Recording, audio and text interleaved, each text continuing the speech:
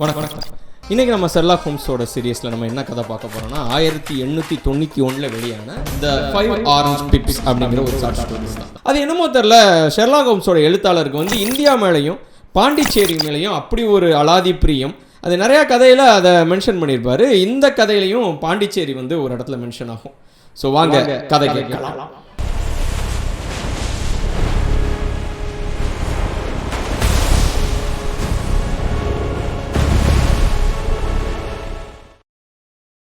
So இந்த கதை எங்கே ஆரம்பிக்குதுன்னா, வழக்கம் போல் வாட்சன்ட்ட இருந்து தான் அந்த கதை ஆரம்பிக்குது. வாட்சன் என்ன பண்ணிக்கிட்டு இருப்பார் அப்படின்னா, பழைய ஷெர்லாக் ஹோம்ஸும் அவரும் சேர்ந்து அவங்க டீல் பண்ண கேஸ் எல்லாம் எடுத்து அவர் மனசுக்குள்ளேயே ஓட்டி பார்த்துக்கிட்டு இருப்பார்.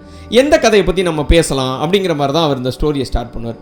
நிறைய கதையை வந்து சொல்லுவார், நிறைய கேசஸ் வந்து சொல்லிட்டே வருவார். சும்மா இந்த கேஸ் ரொம்ப சுவாரஸ்யமாக இருந்துச்சு, இந்த கேஸ் சுவாரஸ்யமாக இருந்துச்சு அப்படின்னு சொல்லி சும்மா ஷார்ட்டாக சொல்லிட்டே வருவார். அப்போது இடையில ஒரு இடத்துல பாஸ் பண்ணிடுவார். பாஸ் பண்ணிட்டு இந்த ஸ்டோரியை பற்றி பேசினா ரொம்ப நல்லா இருக்கும்னு நினைக்கிறேன். ஏன்னா இது ஒரு மிஸ்டீரியாக இருக்கும், இதில் ஒரு ஹிஸ்ட்ரி கண்டென்ட் இருக்கும், ரொம்ப ஒரு சுவாரஸ்யமான கேஸாக இருந்துச்சு எனக்கும் ஷெர்லாக்குக்கும். அப்போ இந்த கதையை பற்றி நம்ம பேசலாம் அப்படின்னு சொல்லி இந்த கதையை ஸ்டார்ட் பண்ணுறாங்க. ஸோ அந்த கதை எங்கே ஆரம்பிக்குது அப்படின்னா, அகெயின் நம்ம அந்த வழக்கமான 221B பேக்கர் ஸ்ட்ரீட், அங்கே தான் அந்த கதை ஆரம்பிக்குது. அது ஒரு செப்டம்பர் மாதம். இது எல்லாமே வாட்சனோட பாயிண்ட் ஆஃப் வியூவில் தான் அந்த கதை வரும், அதை மனசில் வச்சுக்கோங்க. ஸோ அது ஒரு செப்டம்பர் மாதம். வெளியே நல்லா மழை பெஞ்சிட்டு இருந்துச்சு, நல்லா காற்றடிச்சிக்கிட்டு இருந்துச்சு. நான் வாட்சனோட ரூமில், ஷெர்லாக்கோட ரூமில் உட்காந்து ஒரு புத்தகம் வாசிச்சுக்கிட்டு இருக்கேன். ஒரு சி அட்வென்ச்சர் வந்து ஒரு புத்தகம் வாசிச்சுக்கிட்டு இருக்கேன். அப்போது என்னோடய மனைவி வந்து அவங்களோட அம்மா வீட்டுக்கு போயிருக்காங்க. அதனால் எனக்கு வந்து வீட்டில் தனியாக இருக்கிற போர் அடிக்குதுன்னு சொல்லிட்டு நான் ஷெர்லாக்கோட இருக்கலாம்னு சொல்லிட்டு ஷெர்லாக்கோட ரூமில் வந்து அந்த 221B பேக்கர் ஸ்ட்ரீட்டில் வந்து இருக்கிறேன். ஸோ அப்போது வெளியே வந்து யாரோ கதவு தட்டுற சத்தம். இப்போ என்னோடய ஃப்ரெண்டு ஷெர்லாக் மட்டும்தான், ஷெர்லாக்கோட ஃப்ரெண்டு வாட்சன் மட்டும்தான், ரெண்டு பேரும் இங்கே தான் இருக்கோம். நம்மளை பார்க்குறதுக்கு எதுவும் ஃப்ரெண்ட்ஸ் வந்திருக்க மாட்டாங்க. ஸோ டெஃபினெட்லி ஏதோ ஒரு எமர்ஜென்சி கேஸோடு தான் யாரோ ஒருத்தர் வந்திருக்காங்க அப்படிங்கிற மாதிரி ஷெர்லாக் வந்து அவர் சொல்லுவார். அப்போ யாராக இருக்கும் அப்படின்னு சொல்லிட்டு வேகமாக கதையை திறப்பாங்க. ஒருத்தர் வந்து நிற்பார், ஒரு 22 வயசு இருக்கும் அவருக்கு, அவர் வந்து நிற்பார். அப்போது இந்த டைமில் இந்த கிளைமேட்டில் வந்திருக்காருன்னா கண்டிப்பாக அந்த கிளைண்ட்டுக்கு வந்து ஏதோ எமர்ஜென்சி கேஸ் இருக்குது, வாங்க அப்படின்னு சொல்லி ஷெர்லாக் வெல்கம் பண்ணுவார். ஸோ சொல்லுங்கள், உங்கள் கதையை பற்றி சொல்லுங்கள் அப்படின்னோடனே அவர் என்ன சொல்கிறாருன்னா, எனக்கு ஒரு பெரிய பிரச்சனை இருக்குது, இந்த பிரச்சனையை எப்படி சால்வ் பண்ணுறேன்னு யோசிச்சுட்டு இருக்கும்போது நான் உங்களை பற்றி கேள்விப்பட்டேன். நீங்கள் ஒரு கேஸ், ஒரு மிலிட்ரி ஒரு சோல்ஜருக்கு வந்து ஒரு கேஸ் சால்வ் பண்ணி கொடுத்தீங்களா, அது வந்து ரொம்ப கஷ்டமான கேஸை சால்வ் பண்ணியிருக்கீங்களா நான் கேள்விப்பட்டேன். அவர் தான் எனக்கு வந்து உங்களை ரெஃபர் பண்ணார், உங்களை போய் பார்க்க சொல்லியிருக்காரு அப்படின்னு சொல்லுவார். சரி, ஓகே, சந்தோஷம், வாங்க உங்கள் கேஸை பற்றி சொல்லுங்கள் அப்படின்னா, இல்லை உங்களை பற்றி கேள்விப்பட்டிருக்கேன் ஷெர்லாக், நீங்கள் வந்து யாராலையும் தோற்கடிக்கப்படவே முடியாத ஒரு அதிபுத்திசாலின்னு கேள்விப்பட்டிருக்கேன் அப்படின்னா ஷெர்லாக் வந்து ஸ்டாப் பண்ணிடுவார். இல்லை நான் அப்படிலாம் கிடையாது, நான் வந்து 4 தடவை தோற்கடிக்கப்பட்டிருக்கேன். ஸோ ஷெர்லாக்கோட ஹம்பிள் இந்த இடத்துல தான் தெரியும். அவர் வந்து எந்த இடத்துல, அவர் ஆக்சுவலாக அவரோட கேரக்டர் பார்த்திங்கன்னா நிறைய இடத்துல தலகணமாக பேசுகிற மாதிரி இருக்கும். பட் அவரோட தோல்வியை வந்து அவர் ஒத்துக்குவார். அவர் மைண்டில் அவருக்கு என்ன அவர் நினைக்கிறாரு, எதில் வந்து நம்ம அதிபுத்திசாலின்னு நினைக்கிறாரோ அதில் தலகணமாக இருப்பார். ஆனால் தோத்துட்டாருன்னா அவர் ஒத்துக்குவார். அதுதான் ஷெர்லாக்கோட கதாபாத்திரம். ஸோ ஷெர்லாக் இதில் என்ன சொல்லுவார்னா, இல்லை நான் 4 தடவை தோற்கடிக்கப்பட்டிருக்கேன், 3 ஆண்களாலையும் ஒரு பெண்களாலையும் தோற்கடிக்கப்பட்டிருக்கேன் அப்படின்னு சொல்லி ஒத்துக்குவார். அதை சொல்லும்போது ஏதாப்பில் இருந்த வந்திருந்த அந்த கிளைண்ட்டுக்கு வந்து ஷாக்காக இருக்கும், ஷெர்லாக்கே தோற்று போயிருக்காரா அப்படிங்கிற மாதிரி. இப்போ அவரோட கதையை சொல்லுவார். என்னோட பேர் வந்து ஜான் ஓப்பன்ஷா, இதான் என்னோட பேர், நான் வந்து லண்டன்லேருந்து வர்றேன் அப்படின்னு சொல்லி அவர் கதையை சொல்லுவார். சரி சொல்லுங்கள் உங்கள் ஸ்டோரி என்ன அப்படின்ட்டு. எனக்கு வந்து என்னோடய அப்பா பேர் வந்து ஜோசப் ஓப்பன்ஷா. அவர் வந்து ஒரு பெரிய பணக்காரர், ஒரு இண்டஸ்ட்ரியலிஸ்ட்டு, நிறைய பணம் சம்பாதிச்சு நல்லபடியாக வாழ்ந்து வந்தவர். அவருக்கு ஒரு தம்பி உண்டு, அவர் பேர் வந்து எலியாஸ் ஓப்பன்ஷா. எங்கள் குடும்பமே ஓரளவுக்கு ஒரு பெரிய பணக்கார குடும்பம் தான். இந்த எலியாஸ் ஓப்பன்ஷா வந்து என்ன பண்ணிட்டார் அப்படின்னா, ரொம்ப காலத்துக்கு முன்னாடி அமெரிக்காவில் போய் செட்டில் ஆகிட்டார். இந்த அமெரிக்காவில் சிவில் வார் நடக்கும், அங்கே வந்து இருக்கிற உள்நாட்டு யுத்தங்கள் வந்து 1850-60களில் நடந்திருக்கும். அந்த காலகட்டத்தில் வந்து இவர் அமெரிக்காவில் போய் குடியேறிட்டார். அப்போது நான் எங்கள் அப்பா கூட வளர்ந்தேன். ஒரு 10 வருஷங்கிட்ட அவர் அமெரிக்காவில் வாழ்ந்துட்டு, ஃப்ளோரிடா மாகாணத்தில் வாழ்ந்துட்டு திரும்ப இங்கிலாந்துக்கு வந்துட்டார். இங்கிலாந்துக்கு வந்ததுக்கப்புறம் நான் எங்கள் சித்தப்பாவை போய் பார்க்க போயிருக்கேன். இவருக்கு சித்தப்பா இல்லையா, அவரை போய் பார்க்க போயிருக்கேன். ஸோ எங்கள் சித்தப்பாவை பற்றி சொல்லணும்னா ரொம்ப முன்கோபக்காரர், எதுக்கெடுத்தாலும் கோபப்படுவார். அவர்கிட்ட பேசுகிறதுக்கே எல்லாருமே பயப்படுவாங்க. அதே மாதிரி அவர் ஒரு ஆல்கஹால் ட்ரிங்கர், எப்போ பார்த்தாலும் சரக்கு அடிச்சுக்கிட்டே இருப்பார். அப்போ எல்லாருமே அவர்கிட்ட பார்த்து பேசுகிறதுக்கு யாருமே அவர்கிட்ட ஒன்றும் சகஜமாக பேச மாட்டாங்க. ஆனால் எங்கள் சித்தப்பாவுக்கு என்ன ரொம்ப பிடிக்கும், சின்ன வயசுலேருந்தே அண்ணன் பையன், சின்ன பையனாக இருந்து பார்த்தவன், இப்போ 12 வயசு. இந்த கதை இந்த ஸ்டோரி அவர் எக்ஸ்பிளைன் பண்ணுற நேரத்தில் அவருக்கு 12 வயசு. இப்போ அவருக்கு 22 வயசு ஜானுக்கு. பட் இந்த ஸ்டோரி சொல்கிற டைம் வந்து 12 வயசு. அந்த காலகட்டத்தில் வந்து ஜானை வந்து அவருக்கு ரொம்ப பிடிக்கும். ஒரு கட்டத்தில் அவர் என்ன பண்ணிட்டாருன்னா, நான் கொஞ்ச நாள் ஜானை வளர்க்குறேன், ஜான் ஏன் கூட இருக்கட்டும்னு சொல்லி எலியாஸ் வந்து ஜானை கூப்பிட்டு போயிட்டார். அப்போ எலியாஸ் கூட தான் ஜான் வாழ்ந்துக்கிட்டு இருந்தார். அப்போ அந்த வாழ்ந்துக்கிட்டு இருக்கும்போது ஜானை வந்து அவர் ரொம்ப பாசமாக பார்த்துக்கிட்டாரு அவங்க சித்தப்பா.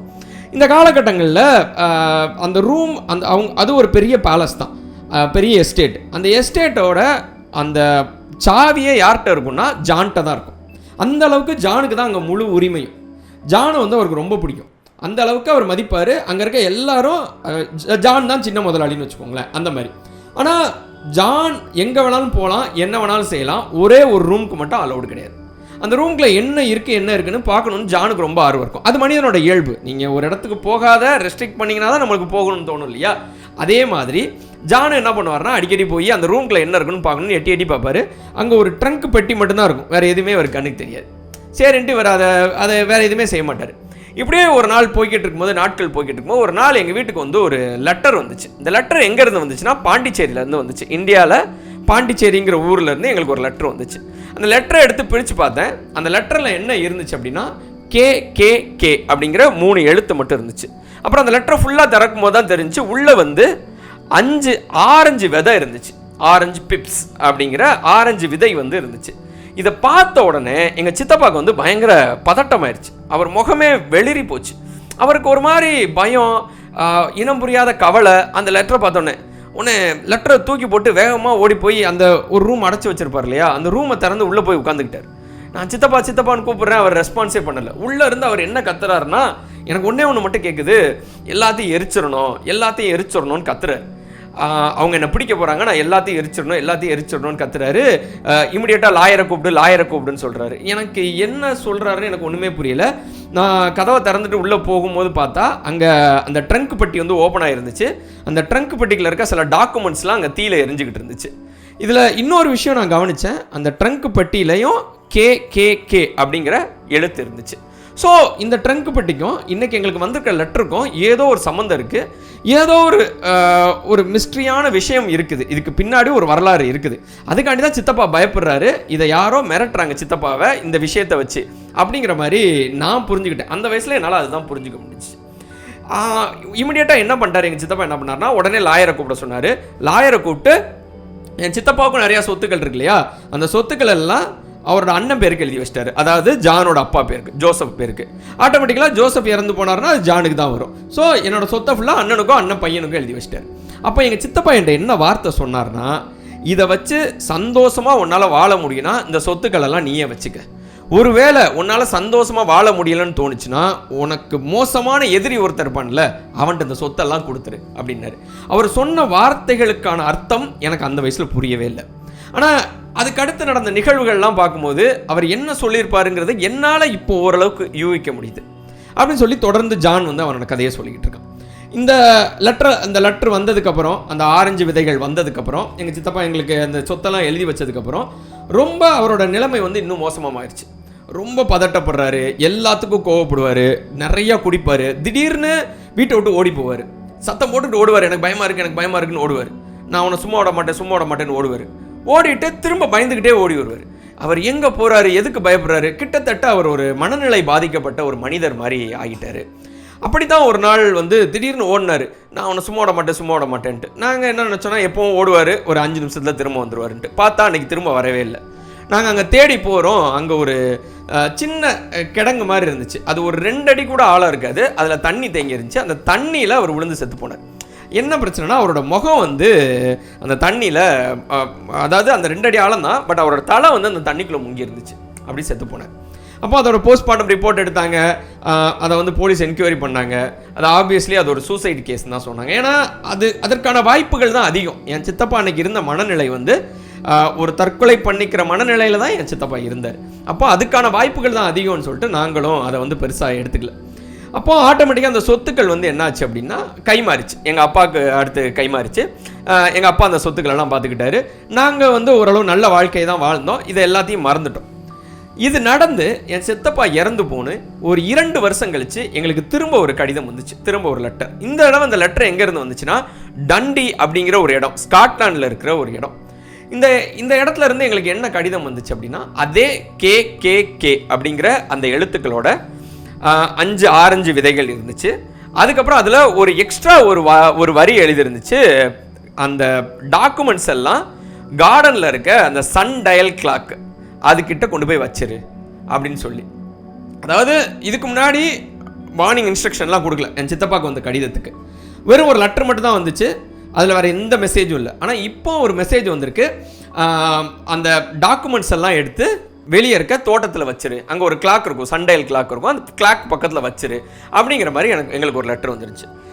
எனக்கு ரொம்ப பதட்டமாக இருந்துச்சு. எங்கள் அப்பாட்ட சொல்கிறேன், எங்கள் அப்பா அதை சீரியஸாகவே எடுத்துக்கல. ஏன்னா அவர் ஒரு பிஸ்னஸ் மேன், அவர் ஒரு நல்ல வயசானவர், அவருக்கு இதெல்லாம் வந்து ஒரு ஜோக் மாதிரி தெரிஞ்சு. இட்ஸ் ப்ராக்டிக்கல் ஜோக்குன்னு சொன்னார் எங்கள் அப்பா.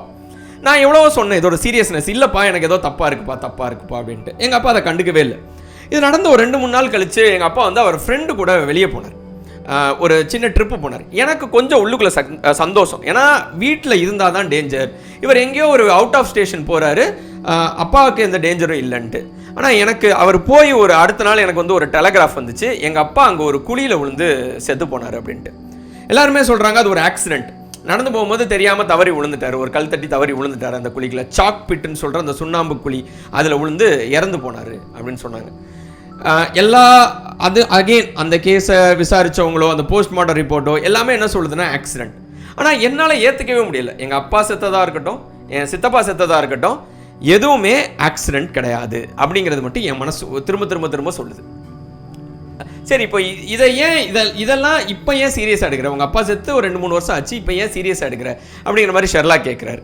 அதுக்கு திரும்ப ஜான் என்ன சொல்கிறாருன்னா, எனக்கும் அந்த லெட்டர் இப்போ 2 நாளைக்கு முன்னாடி வந்திருக்கு, அதே KKKன்னு போட்ட லெட்டர், அதே ஆரஞ்சு விதைகள்.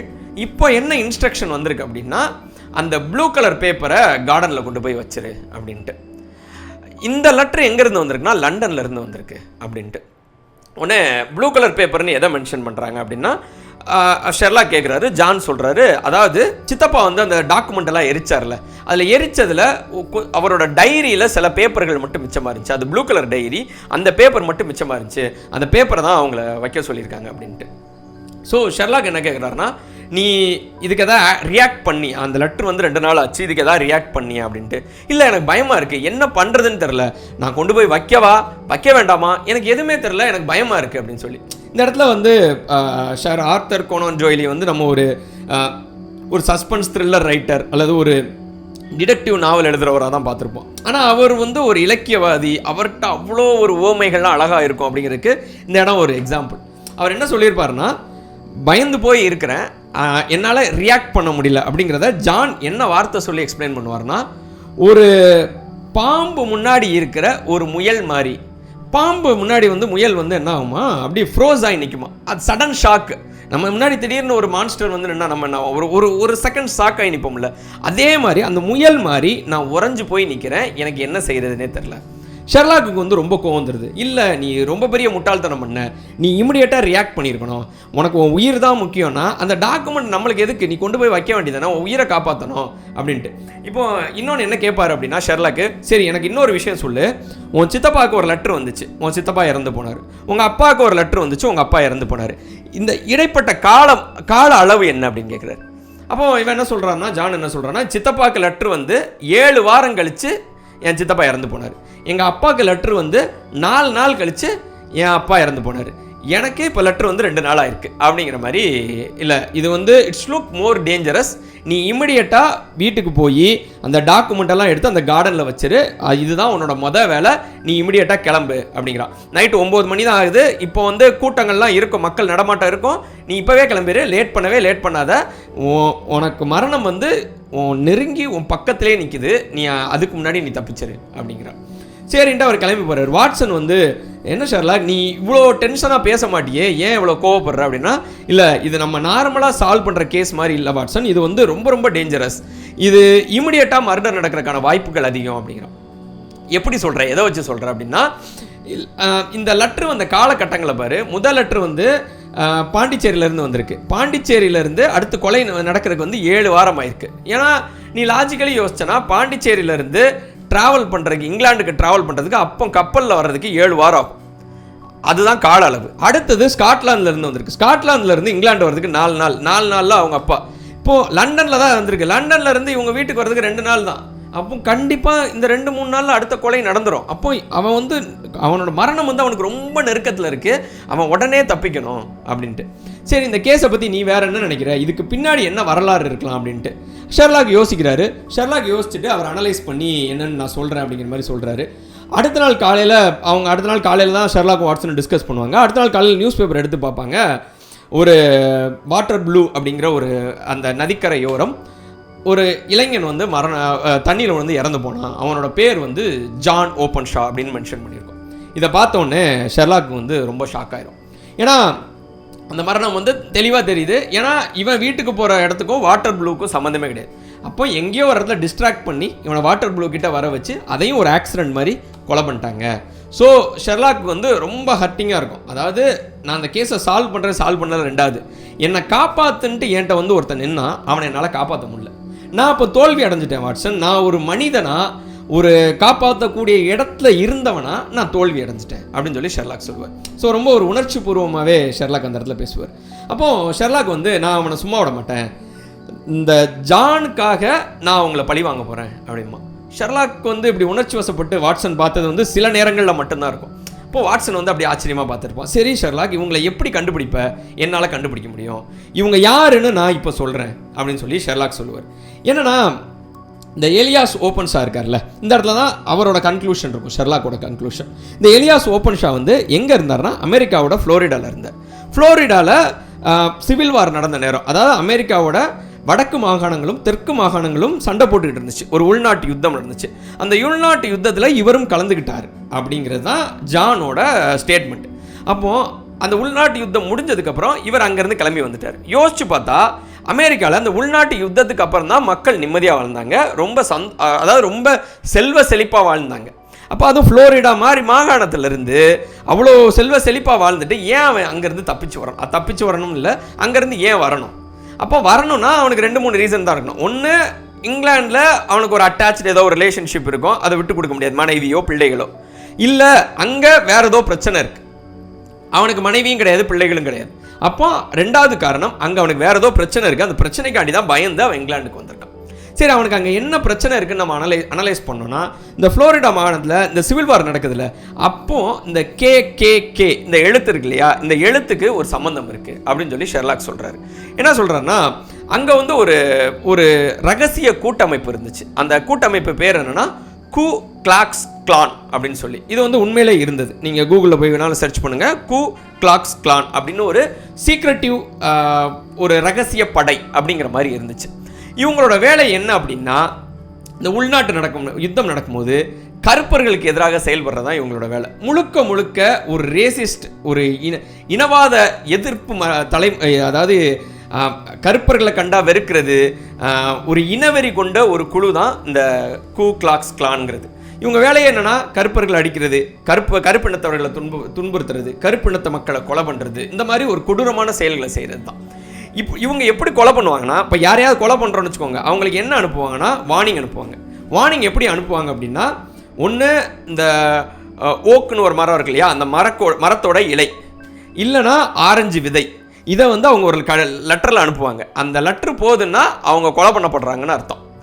இதில் இன்னொரு விஷயம், கவனிக்க வேண்டிய விஷயம் என்னென்னா, இவன் சித்தப்பாவோட எரிஞ்சு போன டாக்குமெண்ட்ஸில் அந்த டைரி மட்டும் கிடச்சிச்சு இல்லைங்களா, அந்த டைரியை எடுத்து பார்த்தீங்கன்னா அந்த டைரியில் ஒரு ஒரு ஸ்டேட்மெண்ட் வந்து எரியாமல் இருக்கும். அதில் என்ன இருக்குன்னா, ஆரஞ்ச் பிப்ஸ் ஃபார் அப்படின்னு சொல்லி ஒரு 3 பேர் இருக்கும், மெக்டொனால்ட், இன்னொரு 2 பேர் இருக்கும், என்ஷூர் தம் கிளியர்டு அப்படின்னு ஒரு வார்த்தை இருக்கும். இதுக்கு என்ன அர்த்தம்னா, அவங்களுக்கு வந்து ஆரஞ்சு விதைகள் அனுப்பியாச்சு, அவங்க கிளியர்டுனா கொலை செய்யப்பட்டாங்களாங்கிறத உறுதிப்படுத்திக்கோங்க அப்படின்னு யாருக்கோ மெசேஜ் அனுப்பியிருக்காங்க. அப்போ என்ன அர்த்தம்னா, இந்த மாதிரி பேட்டர்னில் கொலை பண்ணுறது தான் அந்த அந்த கூ கிளாக்ஸ் கிளானோட வேலை. அதில் செயல்பட்ட ஒரு ஆள் தான் எலியாஸ் ஓப்பன்ஷா. ஸோ அவனும் இந்த மாதிரி தான் பல பேரை கொலை பண்ணியிருக்கான். ஆரஞ்சு விதைகளையோ ஓக் மர இலைகளையோ அனுப்பி அவங்கள கொலை பண்ணுறது தான் இவங்களோட வேலை. அவங்களுக்கு தேவையான முக்கியமான டாக்குமெண்ட் ஏதோ ஒரு காரணத்துக்காக அங்கேருந்து அந்த டாக்குமெண்ட்ஸ் எல்லாம் தூக்கிட்டு இங்கிலாந்துக்கு ஓடி வந்துட்டார் ஓப்பன்ஷா, எலியாஸ் ஓப்பன்ஷா. ஸோ அவரை துரத்திக்கிட்டு அந்த குழு இன்னும் துரத்திக்கிட்டே அலையுது. அவங்களுக்கு அந்த டாக்குமெண்ட்ஸ் வேணும். அந்த டாக்குமெண்ட்ஸ் வேணுங்கிறதுக்காண்டி தான் அவங்க வந்து இந்த லெட்டர் அனுப்பி வார்னிங் கொடுக்குறாங்க. வார்னிங் கொடுத்தோன்னா அவர் பதட்டம் அடைஞ்சு போய் அதை எரிச்சிடுறாரு, அவரை கொண்டுடுறாங்க. அடுத்து அந்த லெட்டர் யாருக்கு போகுது, அந்த பாக்ஸ் ட்ரங்க் பாக்ஸ் யாருக்கு போகுது, அவங்க அண்ணனுக்கு ஜோசப்க்கு. ஜோசப்பையும் கொண்டுடுறாங்க. அடுத்து அவர் பையன் ஜானையும் கொண்டுடுறாங்க. ஸோ இதுதான் இவங்களோட ஹிஸ்ட்ரியில் நடந்துச்சு. சரி, இப்போ இந்த சொல்கிறல்ல இந்த கூ கிளாக்ஸ் கிளான், இவங்க நீ சொல்கிறபடி அமெரிக்காவில் இருக்கிற ஒரு ரகசிய படை. இவங்க இப்போ இங்கிலாண்டில் வந்து கொலை பண்ணிட்டாங்கன்னு வச்சுக்கலாம். இப்போ இவங்களை எங்கே நீ போய் தேடுவ, எப்படி அவங்கள கண்டுபிடிப்ப அப்படின்னு சொல்லி வாட்சன் கேட்குறாரு. என்னால் கண்டுபிடிக்க முடியும். ஏன்னா இந்த கடிதம் வந்து கொலை நடந்திருக்கு இல்லையா, அந்த கால அளவு நான் ஏற்கனவே சொன்னேன்ல, பாண்டிச்சேரியிலேருந்து அவங்க ட்ராவல் பண்ணி இங்கிலாந்துக்கு வந்திருக்காங்க. ஸ்காட்லாண்ட்லேருந்து ட்ராவல் பண்ணி இங்கிலாந்துக்கு வந்திருக்காங்க. இப்போ லண்டன் ஈஸ்ட் இங்கிலாந்து.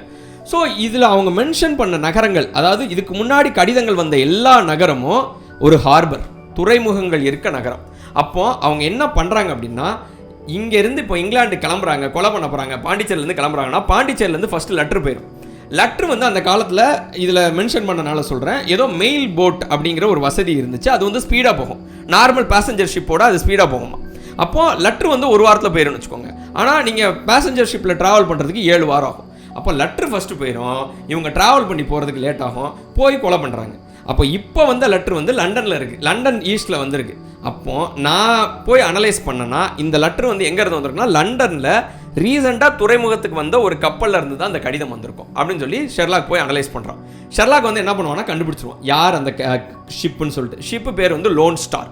இந்த ஷிப்பு வந்து அவன் டேட்டா படி, அந்த கால அளவு படி அனலைஸ் பண்ணுவான். 4 வருஷத்துக்கு முன்னாடி அவங்க சித்தப்பா செத்து போகிற நேரத்தில் அது பாண்டிச்சேரியில் இருந்துச்சு, அவங்க அப்பா சாகும்போது ஸ்காட்லாண்ட் டண்டியில் இருந்துச்சு, இப்போ லண்டன் ஈஸ்ட்டில் இருக்குது. அப்போ அதுதான் சொல்லிட்டு அந்த கப்பல் கேப்டனுக்கு ஒரு லெட்டர் அனுப்புவான் ஷெர்லாக். ஸோ அதுதான் ரொம்ப அழகாக இருக்கும். என்னென்னா SH ஃபார் JO அப்படின்ட்டு, அதாவது ஷெர்லாக் ஹோம்ஸ் ஃபார் ஜான் ஓப்பன்ஷா. நீ ஜான் ஓப்பன்ஷாவை கொண்டுட்ட, பழி வாங்கிறதுக்காக நான் வர்றேன் அப்படின்னு சொல்லி ஷெர்லாக் ஒரு லெட்டர் அனுப்புவார். அந்த லெட்டரில் என்ன இருக்குன்னா 5 ஆரஞ்சு விதைகளும் இருக்கும். அந்த ஆரஞ்சு விதைகளை வச்சு நான் உன்னை பழி வாங்க போகிறேன். நீ என்ன பேட்டர்னில் எனக்கு வார்னிங் கொடுத்தியோ, எல்லாருக்கும் வார்னிங் கொடுப்பியோ, அதே பேட்டர்னில் நான் உனக்கு வார்னிங் கொடுக்குறேன், நான் உன்னை தேடி வர்றேன். இதுதான் ஷெர்லாக் கொடுக்குற வார்னிங். ஷெர்லாக் கொலை பண்ணலான்னு போகும்போது தான் இன்னொரு அங்கே ஒன்று என்ன நடந்துரும்னா, ஒரு புயல் வந்து அந்த கப்பல் மொத்தமும் உடஞ்சி அந்த கப்பலில் இருந்த எல்லாருமே செத்து போயிடுவாங்க. அதாவது எப்படி முடிச்சிருப்பாங்கன்னா, ஷெர்லாக் வந்து கொலை பண்ணணும்னு நினைக்கிறாரு, பட் இயற்கையே அவங்களுக்கான தண்டனையை கொடுத்துருச்சு அப்படிங்கிற மாதிரி. இதோட இந்த கதை ஆக்சுவலாக முடிஞ்சிடும். ஆனால் நம்ம இந்த கதையை திரும்ப டீபக் பண்ணி பார்த்தோம், திரும்ப ஒரு ஸ்டெப் பின்னாடி போய் பார்த்தோன்னா, ஆக்சுவலாக கேஸை வந்து ஷெர்லாக் தோற்று போயிட்டாருன்னு கூட சொல்லலாம். ஏன்னா ஷெர்லாக் காப்பாற்ற சொல்லி ஒருத்தர் வந்தார், அவரை ஷெர்லாக்கால் காப்பாற்ற முடியல, ஆனால் கேஸை சால்வ் பண்ணிட்டார். அதுதான் ஷெர்லாக்கோட பிரில்லியன்ஸ். ஸோ மேபி ஷெர்லாக் அந்த இடத்துல அவர் தோல்வி அடைஞ்சது இன்னும் 1 நாள் ஆகலாம், இல்லை இன்னும் 2 நாள் ஆகலாம்னு யோசிச்சிருந்துருக்கலாம். அந்த உடனே கொள்ளுவாருங்கிறத ஷெர்லாக்கால் ப்ரெடிக்ட் பண்ண முடியாமல் போஞ்சிருக்கலாம். இதுதான் நம்மளால் அங்கே அண்டர்ஸ்டாண்ட் பண்ண முடிஞ்சிச்சு. பட் ஸ்டில் கடைசி அவரோட பிரில்லியன்ஸை பயன்படுத்தி அந்த கப்பல் கேப்டன் முதற்கொண்டு கண்டுபிடிச்சி அவருக்கு அந்த வார்னிங் லெட்டர் அனுப்புவார் இல்லையா, அந்த இடம்லாம் செம கூஸ்பம்பாக இருந்துச்சு வாசிக்கும் போது. அப்படி ஷெர்லாக்கோட பிரில்லியன்ஸையும் அவர் மனசில் ஒரு கோவம் இருக்குல்ல, அந்த கோவத்தெல்லாம் நம்ம இந்த கதையில் பார்க்குற மாதிரி இருந்துச்சு. அது ரொம்பவே சுவாரஸ்யமாக இருந்துச்சு. ஸோ தொடர்ந்து காத்திருங்கள். டைம் பாஸ் சேனலில் தொடர்ந்து கதைகள் பேசுவோம். நன்றி, வணக்கம்.